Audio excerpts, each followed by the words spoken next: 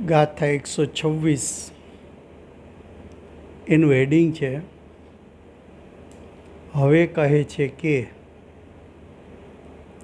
આ ધ્યાનરૂપી અગ્નિ એટલે વિતરાગ દશા.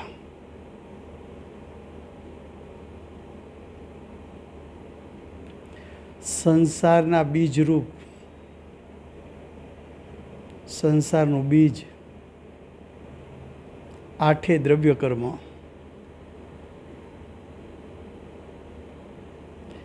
એકવાર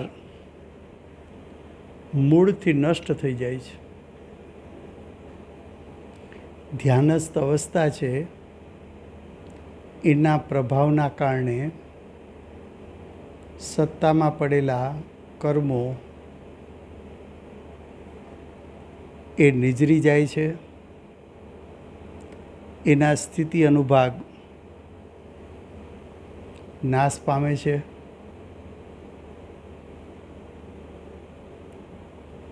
તે પછી ફરી સંસાર ઉત્પન્ન થતો નથી. આ બીજ ભાવ મુનિને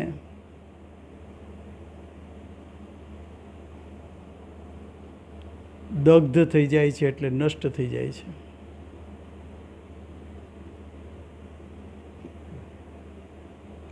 ગાથા 126 એમના શબ્દો છે, જમ બીજ હોતા દગ્ધ અંકુર પૂતળે ઉગે નહીં, ત્યમ કર્મ બીજ બળીએ પવાંકુર ભાવ શ્રમણોને નહીં. શું કહે છે? દ્રષ્ટાંત આપે છે, અર્થ.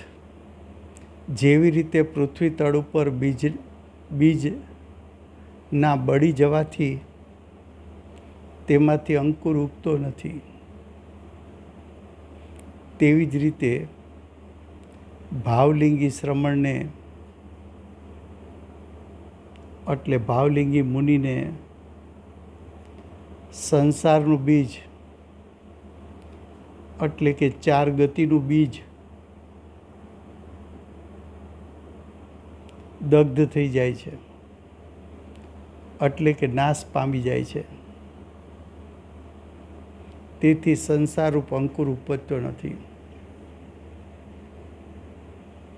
જો જીવને પોતાની દશામાં વિભાવ ઉત્પન્ન કરવો હોય તો નિયમથી બાહ્યમાં કર્મના ઉદયનું નિમિત્તપણું જોઈએ. પણ ધ્યાનસ્થ અવસ્થાથી સત્તામાં પડેલા સર્વ પ્રકારના કર્મ એની નિજરા થઈ જવાથી એવા જીવને કર્મનો ઉદય નથી. કર્મનો ઉદય નથી તો એમાં જોડાવાપણું નથી. એમાં જોડાવાપણું નથી તો જીવની દશામાં રાગ દ્વેષની ઉત્પત્તિ નથી. અને રાગ દ્વેષની ઉત્પત્તિ એ ખરું સંસારનું બીજ છે.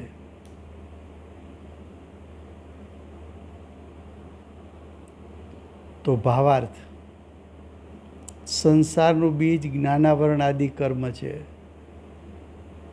આ નિમિત્તનું કથન છે.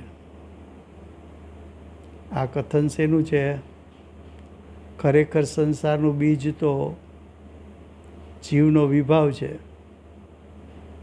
પણ વિભાવ માટે દ્રવ્ય કર્મનું નિમિત્તપણું જોઈએ.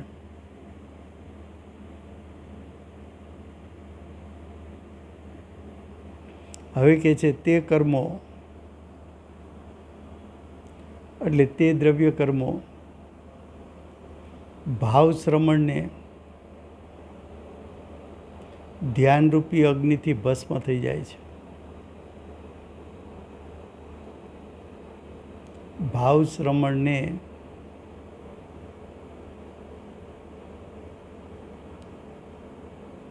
ધ્યાનરૂપી અગ્નિથી ભસ્મ થઈ જાય છે.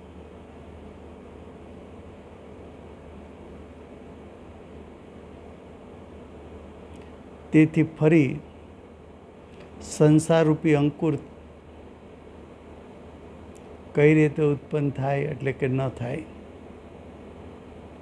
તેથી ભાવ શ્રમણ એટલે ભાવલિંગી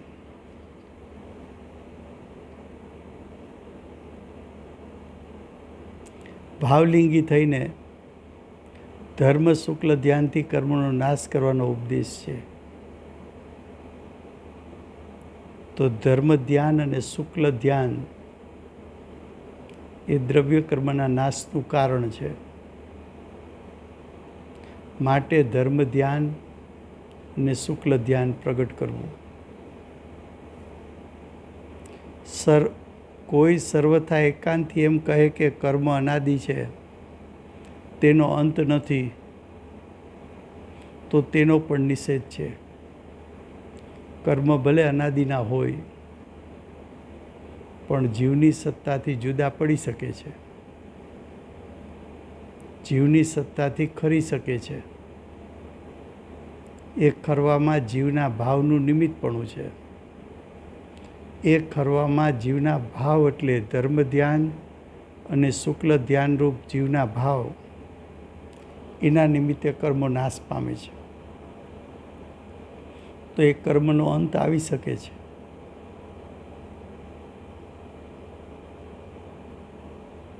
આવું અનાદિનું બીજ એકવાર નાશ પામ્યું, દગ્ધ થયું, એ ફરી ઉગતું નથી. તે રીતે આ પણ જાણવું. લો, આ થઈ 126 ગાથા.